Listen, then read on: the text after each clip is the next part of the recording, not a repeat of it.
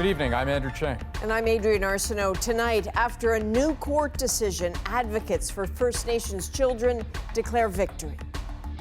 Will the federal government finally put down its sword? Why the federal government has fought the case, why it still might. Also tonight, as the flu season approaches, what should you be preparing for? Any of the other respiratory viruses adding to COVID will make things worse, no question. Why Canadian employers are finding it hard to find enough workers. It's everywhere. It's every industry, every part of the country. And on the eve of the National Day for Truth and Reconciliation, that information has never been made public. Searching for answers in the past, honoring the stories of today. This is The National.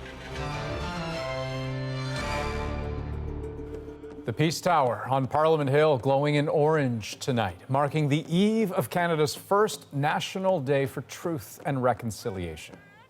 That new day helps frame a snapshot of Canada's contradictory relationship with Indigenous peoples. On the one hand, tomorrow's federal statutory holiday is a government initiative. On the other hand, a court decision today, a reminder that there are still hurdles on the path to reconciliation, and hurdles put there sometimes by the federal government itself. Tomorrow is intended to honor and remember those forced to attend residential schools. And a bit later in the program, we'll look at new efforts to identify unknown children who died decades ago. But we're starting with a more recent federal system and claims that it, too, failed Indigenous children. It's about how child welfare was delivered and paid for on reserve. Advocates say it was discriminatory. A human rights tribunal agreed, and today a federal court did too. As Olivia Stefanovic shows us, there is financial compensation at stake and so much more. More than 100 years after Dr. Peter Bryce blew the whistle on rampant deaths in residential schools, Cindy Blackstock is following his legacy. I feel that's where we are now. The government's non-compliance to this Human Rights Tribunal decision has been linked to the deaths of 3 children. Many family separations unnecessarily have happened. We need to hold them accountable. She started the 14-year fight to get discrimination in the on-reserve child welfare system recognized. It might have ended today. This was a complete win for kids. And now the question becomes, will the federal government finally put down its sword? The federal court's decision would leave Ottawa on the hook for billions of dollars.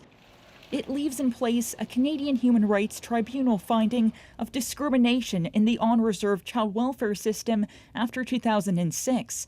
The government would pay $40,000 to each child in it to First Nations children forced to leave their homes to access health services and some caregivers. The amount of money is a Band-Aid solution, but the compensation would change lives. Jay Simpson spent 16 years in foster homes, struggling to access basic services.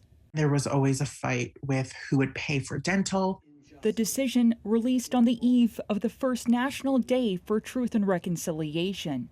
This country in its past was responsible for terrible injustices. Ottawa argued the tribunal overreached. I know people are eager for prompt resolution to this in a comprehensive fashion, and that's what we at all times are seeking to achieve. Indigenous leaders say that means nothing if the legal battle continues. As Indigenous people, we have to go to the Human Rights Tribunal to verify that we're actually human beings with human rights. Olivia, so what are you hearing about whether Ottawa will now appeal the federal court's decision? Well, Adrienne, Indigenous Services Minister Mark Miller says the government still has to review the decision, so it's too early to say whether the government will seek an appeal. No matter what happens, the government says it's open to going to the negotiating table. This is something Cindy Blackstock says she's always been open to as well. And the judge who heard this case had a message for both parties in his ruling, urging them to move forward in the spirit of reconciliation, Adrienne. Indeed. The CBC's Olivia Stefanovic in Ottawa tonight. Thank you, Olivia. Well, activists on Vancouver Island are celebrating today after a court decision that allows them to resume blockades, protesting the logging of old-growth forests. And as Susanna De Silva explains, the ruling isn't just a setback for the logging company. It also takes aim at the actions of police. There was still joy today at the Ferry Creek protest site. Absolutely euphoric. Celebration, joyous screaming. Yeah. And while police have packed up much of their setup, signs today both sides are digging in. Logging crews created trenches to keep protesters back. Protesters tried to fill them in, leading to police warnings they still have power there. Anybody going into that workspace will be interfering with the law. But yesterday, a BC Supreme Court judge admonished some of the RCMP tactics at the site, including the way pepper spray has been used and officers covering badge numbers, saying there has been a serious and substantial infringement of civil liberties, including impairment of the freedom of the press. And while the judge acknowledged that damage would be done to logging company Teal Jones and to the rule of law, he felt he could not extend an injunction barring protests. It's the first time in 30 years that I know of that there has been a refusal like this. The RCMP's misconduct has represented a threat to the reputation of the court, of course, but also it has really been stripping citizens of their rights. Some say it's a wake-up call to police. But I hope the RCMP learned from this experience where, in fact, when you're given the authority to enforce a court injunction, that you do it within the confines of the law. The RCMP says it is taking time to reassess its role. Its union says officers have been patient and professional amid aggressive behavior from protesters, but the company is frustrated. Teal Jones has got clean hands through the process. It wasn't us that caused the injunction to come to an end, but the damage is 100% on Teal Jones. The company has already filed an appeal and says it will call on the RCMP if they see illegal activity. Susanna Da Silva, CBC News, Vancouver. In BC's northeastern Peace River region, mounting COVID cases are pushing hospitals to the brink as they also deal with a severe staff shortage. It is happening in an area that has low vaccine coverage and where, as Brady Strachan found out, vaccines are a divisive topic. In Fort St. John, the trucks vastly outnumber the pedestrians. Oil and gas is the main industry, and people come to find work here, many from neighboring Alberta. On the streets, there's one topic many avoid. Vaccines for sure, yeah. There's a lot of opinions on either side, and it's created a lot of heat within our community. That's all I have to say.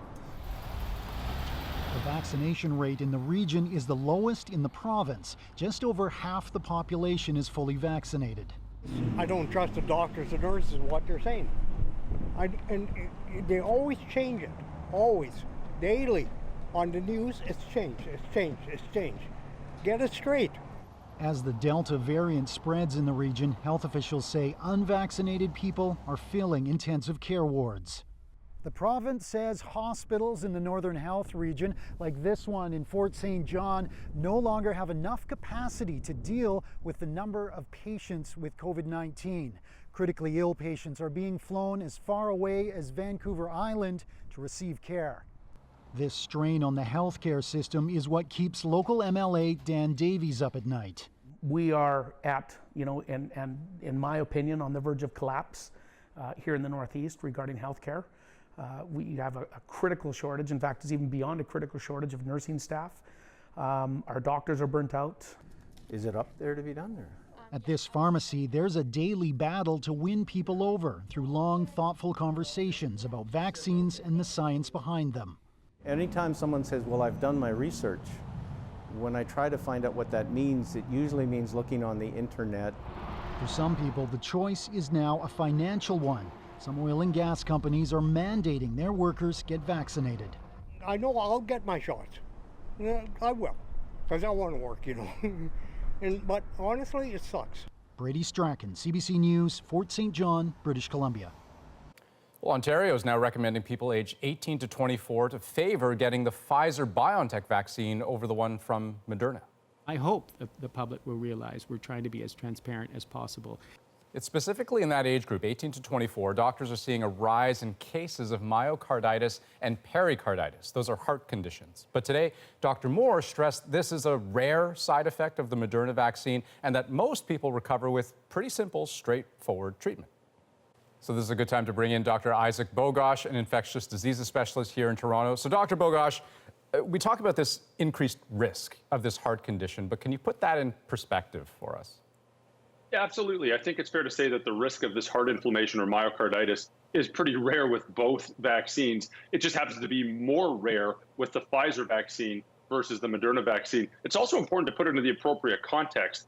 The virus itself, infection with COVID-19, causes myocarditis and pericarditis at a much higher rate versus the vaccination. So we have to actually take that into account as well. And then, of course, when we have inflammation of the heart related to the vaccine, the vast majority of these cases are very, very mild. And in fact, they self-resolve pretty quickly, and many of them are treated with over-the-counter medications like non-steroidal anti-inflammatory agents. So the vast majority of these are very mild. They happen to be rare. They just are more rare with the Pfizer vaccine versus the Moderna vaccine. So very quickly then, what should an 18 to 24-year-old do with this information if they're in a situation where, let's say, they're presented with Moderna? I mean, what do? Turn it down, wait for Pfizer, or do they just get what they get? No, it's important to make an informed decision for yourself and really think about the risks, the benefits, the alternatives, so Pfizer versus Moderna, and the context that you're in. What is your exact risk of COVID-19 in the situation that you're in? And of course, make an informed decision. You should, as you're making that decision, recognize that these are low-risk scenarios, but it's an even lower risk for this inflammation of the heart with Pfizer versus Moderna for this particular age cohort. Fair enough. Okay, always good to get your insights. Dr. Bogosh, thank you. My pleasure. Now, as if COVID wasn't enough, we are heading into flu season. After a relatively quiet one last year, there are concerns the flu and other viruses could return now in a big way. And as Christine Birak explains, they also could add more pressure on the healthcare system. With COVID public health measures easing, Canadians are on the move again. And doctors say so are viruses other than COVID, and they're making us sick. Any of the other respiratory viruses adding to COVID will make things worse, no question. Stunningly, there were just 79 lab-confirmed cases of flu last year, compared to 54,000 the year before. While some restrictions are still in place here at home to stop COVID, countries like the US and UK are dropping them. They're probably going to have a flu season that looks like a regular flu season. And if we have enough travel with them, we might get a flu season that looks like a flu season too. That could put some hospital intensive care units under even more pressure. Some are already dealing with a highly infectious virus called RSV that's making hundreds of young children in Quebec sick. He went straight to the intensive care when they saw it. So I think if it took us a little longer to realize, it could get very dangerous.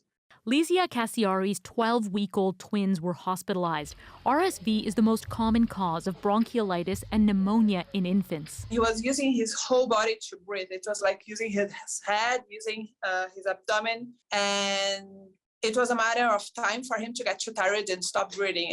And it's like that. The doctors, they were super scared. I don't think I will wake him up. Thankfully, he and his brother are now both on the mend, but new patients keep arriving. It is pretty much worse than we've ever seen before. Dr. Fatima Kakar says the RSV outbreak also appears to be spreading from Montreal to Ottawa.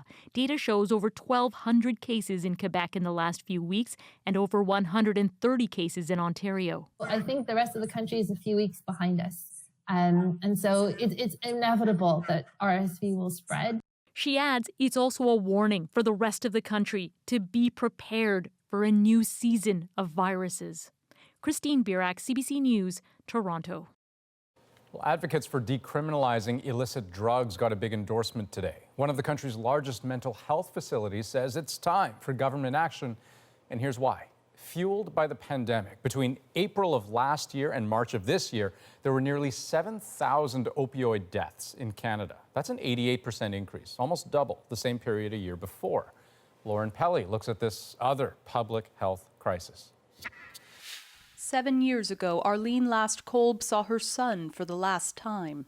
July 18, 2014, our son, went out and he never came home. He died from fentanyl poisoning. Since then, the Manitoba mother has become an advocate for decriminalizing drugs and creating a safer drug supply. She says that effort is gaining momentum across the country. What is new is that people are really listening now. Today, one of the country's largest mental health facilities formally joined that push. As a society, we've really been using a legal frame in terms of how we think about containing substances. But this has not been successful. Toronto's Centre for Addiction and Mental Health is calling on the federal government to ensure decriminalization applies across the country and to all currently illicit drugs, while working with the provinces to ramp up treatment options and support services. We can't keep losing people's lives like this. On the campaign trail, Prime Minister Justin Trudeau said his party was open to working with regions interested in decriminalization. And the government may be able to take lessons from Portugal, the country's 2-decade experiment in largely decriminalizing drug use while offering social supports has shown some success in reducing HIV infections and deaths. Here we are in the intake area. Back in Toronto, staff at this safe injection site say something has to change, or deaths here will continue. This has clearly been as a result of the increasingly poisoned and toxic street-level drugs. Thinking of her son, last Kolb wonders what his life would be like now if Canada had tried a different approach. I want our children to be safe, and I don't want them to have to go to the streets and get something illegal that will most likely kill them. Lauren Pelly, CBC News, Toronto. All 39 miners stranded in a Sudbury mine are now out and reunited with their families. The most important thing that comes out of the mine is the miner. Stuck underground since Sunday, the last 4 miners made it to safety early this morning. Both Vale, the company that owns the mine, and Ontario's Ministry of Labour have launched investigations into what happened. Now, as we mentioned earlier, tomorrow is Canada's first National Day for Truth and Reconciliation. Like Remembrance Day, it's a federal statutory holiday, but so far only some provinces and territories are matching it. The Northwest Territories, Manitoba, Nova Scotia, PEI, and Newfoundland and Labrador are among those, closing government offices and schools. Some cities are even making their own plans. But as Jacqueline Hansen shows us, businesses as well are looking for ways to mark the day. Baked into this Dartmouth company's snack business is more than local ingredients. We are a company that uses ourselves as a force for good. On Canada's first National Day for Truth and Reconciliation, private businesses don't have to close, but Made with Local is. It's important to me as a founder of a company that is operating on the unceded territory of the Mi'kmaq people here to honor that day. Employees are also being given books written by Indigenous authors. It's one thing to give your white staff the day off, to feel like a vacation, and that's not, really the intention here. I wanted it to be about learning and listening. Chandos Construction is pausing work at 100 job sites to mark the day. We're going to have an hour-and-a-half long event where we can really reflect on the legacy of the residential schools in Canada. At least 500 employees in 5 provinces will hear from residential school survivor Freddie Taylor. They cut my hair and gave me a different set of clothes and gave me a number 39 for 10 years. It's very rare to get all of the sites to stand down together at the same time. I can't think of an instance in our history as an organization when we've done that. The demand for ways to speak about these topics is on the rise. Tatalia Nahaney helps companies start conversations about reconciliation with workbooks, a board game. I really love this square. I learn local greetings. And live corporate sessions. But this year, I really can't keep up. So she's expanding her business with 1-hour on-demand online courses on territorial acknowledgements, etiquette for allies, and more. The barriers that companies share with me that they have in engaging in this type of work is having the time to do so. For Made with Local, making that time is what the National Day for Truth and Reconciliation is about. We are the ones who have to do the work, right? Like, this is our work to be done. And like a growing number of companies, it's committed to finding more ways and days to do it. Jacqueline Hansen, CBC News, Toronto. Survivors of a residential school in Ontario are fighting to honor the stories of all the students who went there. Ahead on the National, the search for the lost students. It's like a duty. who looks after the ones that passed away that have no identity as children? And later, reclaiming a tradition nearly lost a century ago. The church said that they were evil, so there was a lot of shame around them. A show of force in Russia, but who exactly is it meant to send a message to? And the moment a young girl's dreams started coming true, thanks to the kindness of a stranger. I was very surprised, so surprised. A plane, a kitten, and there's one more thing on the list. We're back in 2.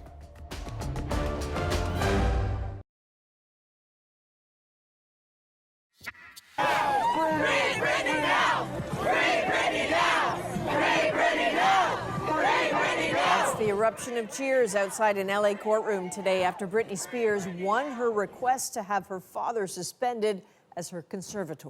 A judge said the arrangement reflected a toxic environment and was untenable. The court approved a temporary overseer of the pop singer's finances. With the Taliban takeover in Afghanistan, Russia is flexing its military muscles in Central Asia, recently conducting drills near its southern border. As Briar Stewart shows us, it was a display of force the Kremlin was eager for the world to see. It was a deliberate show of military might. This multinational exercise took place over 4 days on a sandy, windswept range near Russia's border with Kazakhstan. And the military was keen for people to see it, bringing journalists, including from the CBC, 1,500 kilometers to this remote stretch of the Russian steppe. We show a sniper rifle, special sniper rifle, machine gun, RPG.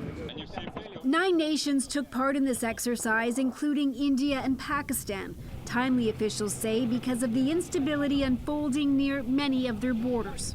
The border of Afghanistan is about 2,000 kilometers from this area, but the evolving political situation there is part of the focus of the drills here, and the potential that a Taliban takeover could mean an increased level of threat for Central Asia. Into countries like Tajikistan, which shares a 1,300-kilometer long border with Afghanistan. We must have coordinated action, said one of Russia's top military commanders, adding that terrorist groups could move into new regions as borders are overwhelmed with a wave of Afghan refugees. As the exercise was underway, almost as if right on cue, Russian officials released this video, which they claim shows the arrest of Taliban supporters from Central Asia, allegedly recruiting people in Russia. Combat transport helicopter. This military writer says this and other recently staged drills are really about a show of force. Once again, we remind some of those hotheads who lead these terrorist groups that it's not worth it to mess with Russia, he said. Others say this is all aimed at Russia's neighbors. The audience is situated in Central Asia, and this narrative is that the only country that can save them from the unpredictable Afghan crisis is Russia. The message may be pointed at an even wider target. With all of this firepower and cameras recording from a safe distance, Russia seems to be showing the entire world it wants to take the lead when it comes to preventing any threats from Afghanistan spilling over to the rest of the region. Briar Stewart, CBC News, near Orenburg, Russia. And when we come back, reclaiming a tradition once banned and shamed by the Catholic Church. Once upon a time, you could look at a woman's face, you could know who her family was, where she was from, what her achievements were. The power behind the tattoos, but first, a residential school survivor on the significance of tomorrow. My name is Rose Grace Miller. I attended a residential school when I was 7 in 1949. There was so many times we were hungry, so many times we were just so beaten for nothing. The Truth and Reconciliation Day means a lot because we're finally being honored, and people are starting to see how it affected us so badly. I plan to mark the Reconciliation Day is to participate in a walk for our community, honoring the residential school survivors and the ones that have been lost and found, And one of the things I would like to see come out of it is this will be put into history and never ever happen with our children ever again.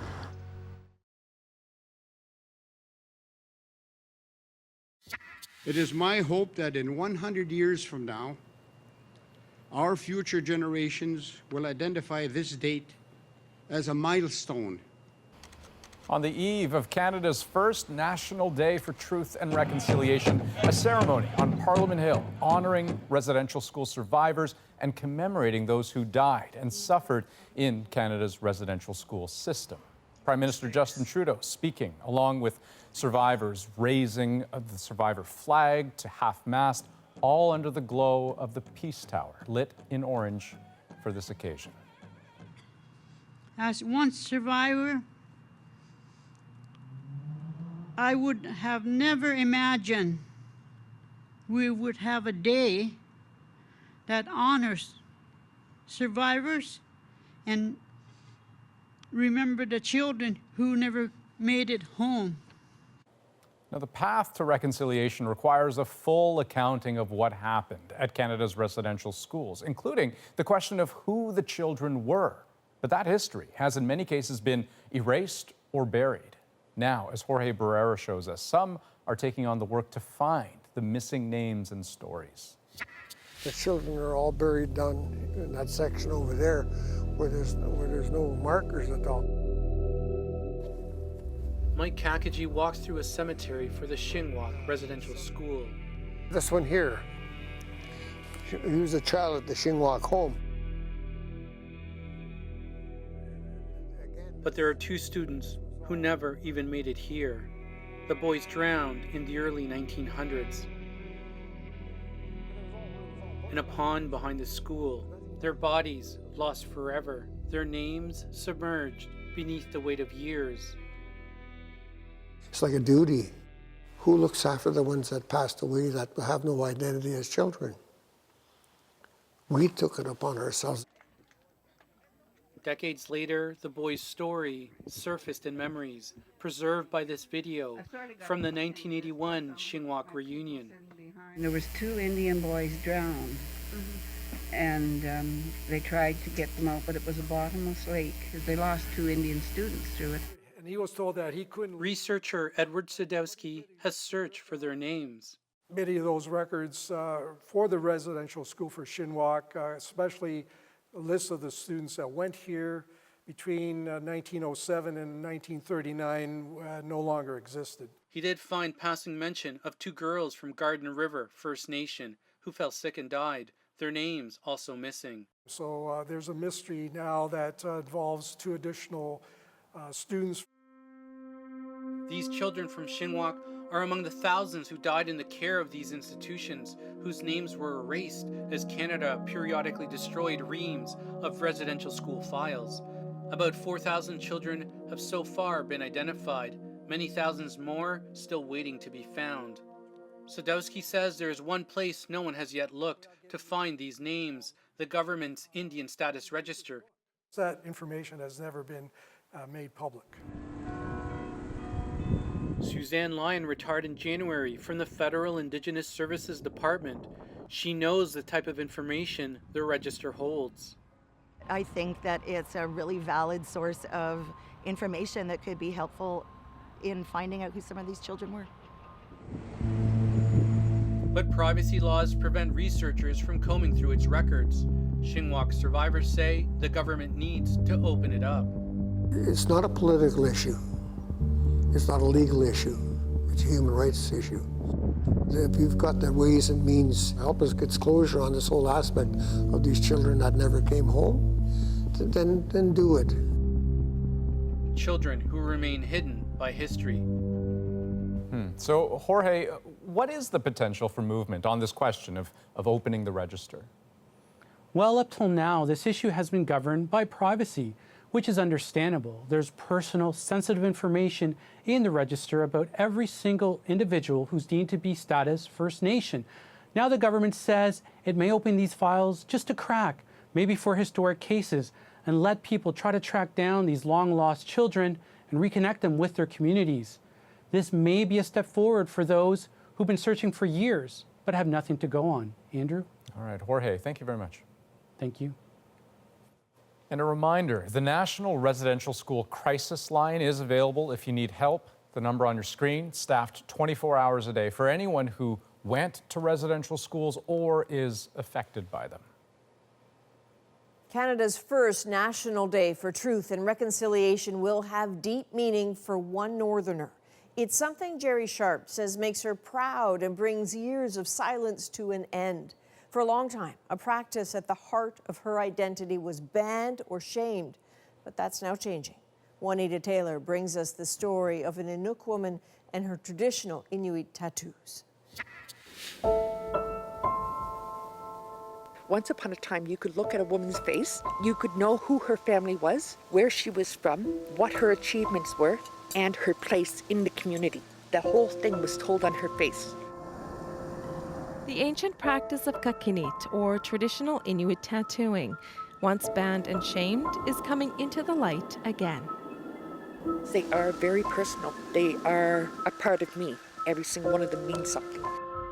I got these ones here for being from Joe Haven. From there, I actually had my fingers done. These lines that are on my wrists are probably my most personal. There's one for my mother who has passed, so this is how I remember her. Jerry Sharp's tattoos represent Inuit folklore, traditional Inuit tools, and flames from a kolek, a traditional Inuit oil lamp. Each line, each dot, has a meaning. It gives me a connection to our history. For millennia, tattooing was a cultural practice for Inuit women.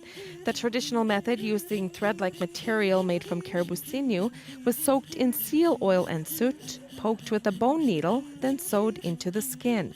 Today, they use ink. They have stories behind them. They have proud roots in Inuit culture.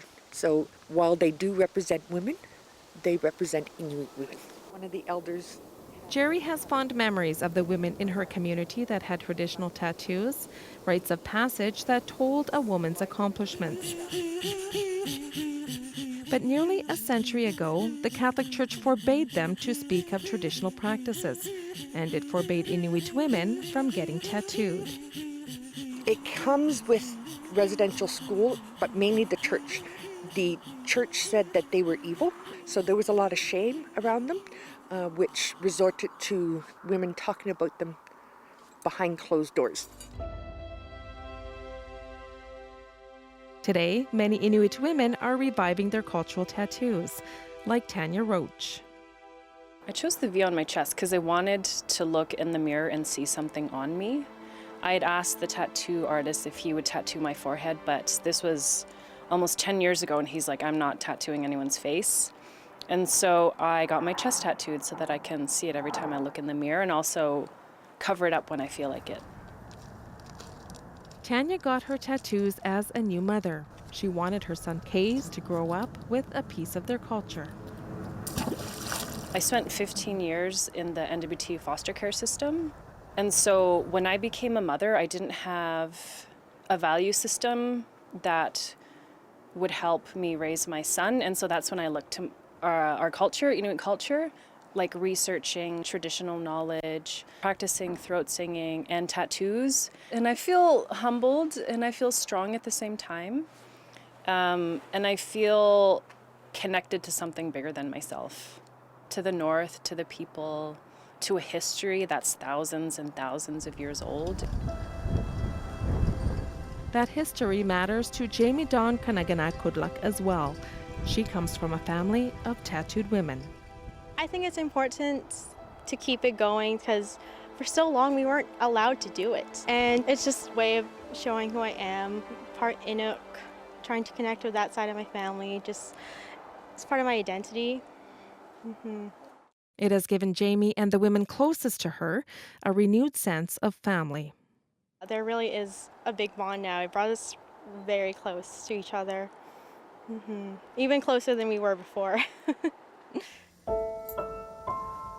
For me, it represents strength, resilience. It in my mind, confirms that I'm Inuk. It gives me a sense of belonging. And on this first National Day for Truth and Reconciliation, Jerry stands strong. Her culture, her story, reclaimed. It's going to be a day that we can be proud to be Indigenous, that we can be proud to be Inuit, and to still be here, and to still speak Inuk. I'm proud that Canada went ahead and designated that day. It needed to happen. Juanita Taylor, CBC News, Yellowknife. CBC will have extensive coverage of the National Day for Truth and Reconciliation, including a 1-hour commercial-free special featuring musical tributes and ceremonies in Indigenous communities. That is tomorrow on CBC TV and CBC Gem at 8 o'clock, 9 p.m. Atlantic, 9:30 in Newfoundland.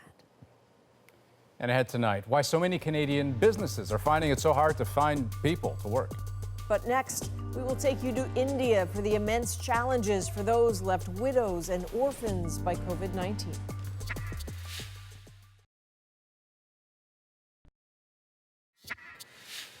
In India, COVID-19 is no longer killing thousands of people each day, but the ravages of the pandemic are still very much being felt. The virus has left behind tens of thousands of widows and orphans. Salima Shivji is in Delhi with a look at this growing crisis.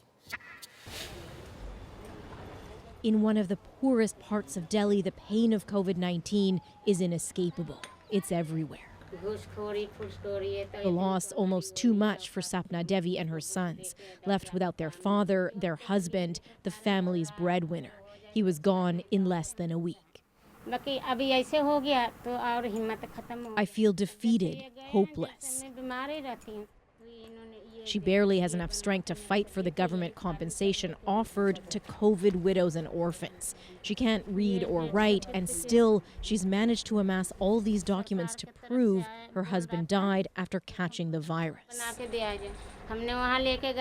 It's overwhelming, she says. They tell me to run around town for different forms, and it could still take a full year to get any money. Help comes in the form of a local NGO. Community workers check in on her regularly. They're also handing out bags of food and money from private donors to widows and children who've lost loved ones to the virus. For Jyoti Gupta, it's a lifeline, the only support she has. I felt so alone, struggling through my husband's illness. She's getting some help now, sorting through what documents are needed, and she's lucky to have a crucial one, an official declaration that her husband died of COVID. Not everybody does. The women have not stopped crying. The children have not stopped crying. The NGO's founder has seen a steady stream of women and children just trying to survive, most unable to navigate the compensation system, that is, if they're even aware of it. Are those schemes reaching who they are meant to be for? I think there's a massive gap. More than 90% of the people do not know from the urban slum clusters where we work, where Protsahan works. They do not have an inkling of such schemes being announced.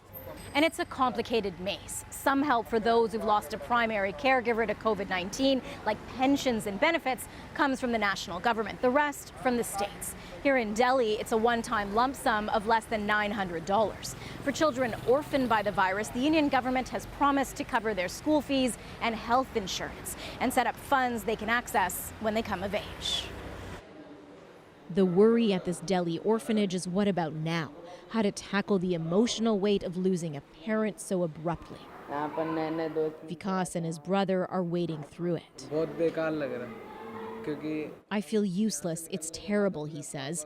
My mother died when I was a baby, and now I don't know how to plan for the future without my father. His younger brother Akash often feels uneasy, but day by day, he says, it's getting better.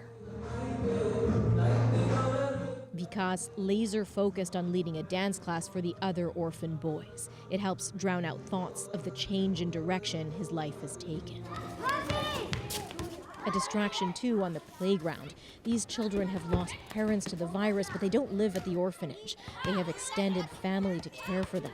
Still, they come here every day for the company and the solace. Outside, the perils are many. They're at higher risk of depression, of dropping out of school, of being exploited. That should be frightening all of us. For child protection officials, the scale of the trauma across the country is staggering. It's nothing short of national emergency.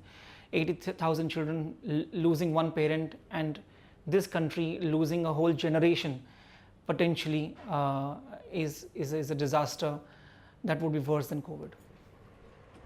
That pain, real and immediate for those left behind, trying to survive as best they can. Salima Shivji, CBC News, Delhi. When we come back, a big challenge facing a lot of businesses across the country. The employers really are struggling. Most of them that are calling us are begging for help. Why is it so difficult to find people to work? We'll look at that next.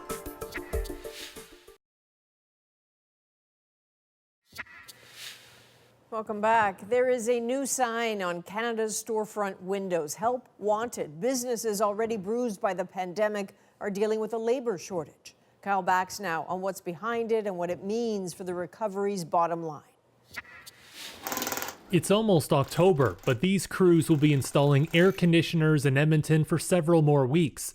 They're behind because the company has struggled for months to find enough workers. We've been running and recruiting the entire summer. Many businesses, big and small, are in the same predicament. The employers really are struggling. Most of them that are calling us are begging for help. A new survey shows more than half of Canadian businesses can't find the workers they need, and that means filling fewer orders. The labor squeeze is hurting the country's economic recovery. It's everywhere, and it's every industry, every part of the country. It's more acute in some part of the country, like in Quebec and BC. With a national unemployment rate of about 7%, there should be plenty of job seekers. He blames factors such as an aging population, reduced immigration during the pandemic, and many unemployed people switching careers. This is not going to go away. This is going to stay with us. Still, not everyone is finding a job in their preferred field. I thought that was going to be my retirement job for the rest of my life. This construction worker lost his full-time job in the spring and is now settling for a lower wage doing temporary work. Now I'm really don't know where I'm going to be. The hospitality industry is one of the hardest hit sectors. There's been the lack of trust in our industry in terms of us having to open and close so many times in the last 18 to 19 months. It's why many food service bosses are offering profit sharing, bonuses, and health benefits, among other perks. Kyle Bax, CBC News, Calgary. And do stay with us. The moment is coming up, and it's all about the granting of wishes. This cat, just one piece of the puzzle. Stick around.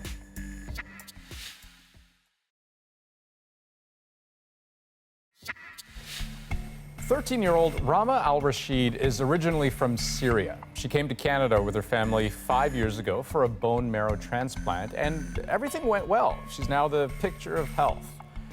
But when she arrived, she also had 3 wishes. And now, with the help of a Nova Scotia pilot, 2 of them have just been granted. Rama and her new friend make up tonight's moment. I got a message. I run a little initiative, a free aviation initiative called Dream Wings, where I fly children with disabilities. I give them the opportunity to be my co-pilot. So Rama was one of those messages that I got, and right away I said, okay, come to the airport on Monday. Let's make her dreams come true. Let's fly together. It was like very nice. I saw the whole entire view. It was amazing. I loved it. We were so happy. We had a blast up in the air, and that's when she told me that she wished she had a kitten, which we got. It's like animals hospital, and then when we went in, I was like, I'm probably going to play with a kitten or a dog for a few minutes and then go home. And then I was like, when they told me it's mine, I was so shocked. She's a wonderful, wonderful young lady. So adorable on many different levels. So wish number 1, the flight. Right. Wish number 2, the kitten. Got it. Wish number 3, meet the Prime Minister. So Dimitri Game has his on. work cut out for him. And Dimitri, by the way, if you're looking at that man thinking, why do I know that man? Dimitri is among the many things he does, is the man who drew the heart in the sky over Nova Scotia after the attacks in 2020. And he touched a lot of people then. He's still doing it. That is a national for September 29th. Good night. Good night.